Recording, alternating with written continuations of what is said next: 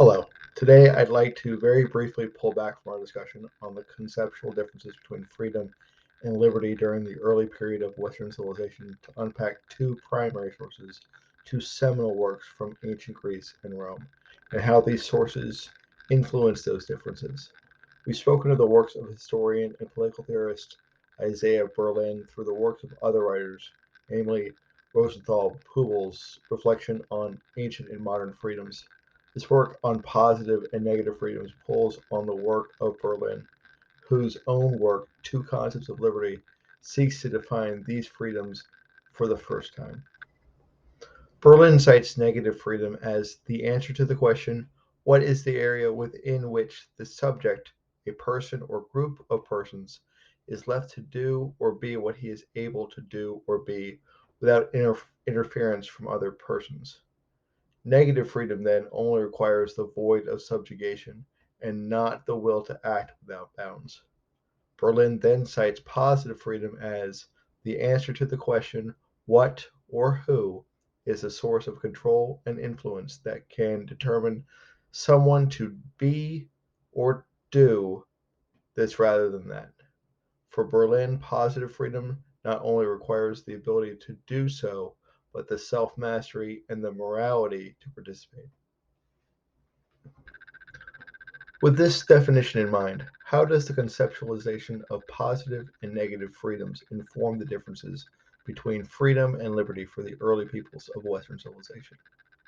The crux of this differentiation can be found in the philosophical distinctions from freedom in ancient Greece to libertas and the foundations of the Roman Republic.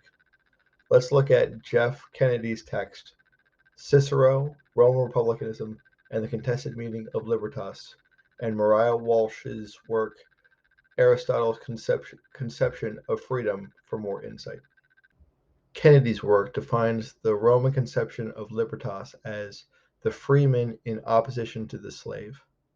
To be free means to be capable of possessing rights of one's own, and this is possible only if one is not subjected to someone else's dominion. Liberty, therefore, consists in the capacity for the possession of rights and the absence of subjugation. Kennedy reminds us that republican liberty is clearly not a form of positive liberty. It requires neither self mastery nor self realization in the form of political participation. More importantly, perhaps, for our discussion is Kennedy's notes on non domination and the absence of subjugation. Conversely, perhaps, is Walsh's writings on Aristotle's conception of freedom, from an article of the same name in an understanding of phronesis, that is, the faculty not only in determining mean to arbitrarily given ends, but in choosing means towards appropriate ends apprehended as such through the use of reason. Aristotle's conception of freedom fundamentally requires not only the boundless will to act without interference, but also using that action with deliberation, forethought, and reason.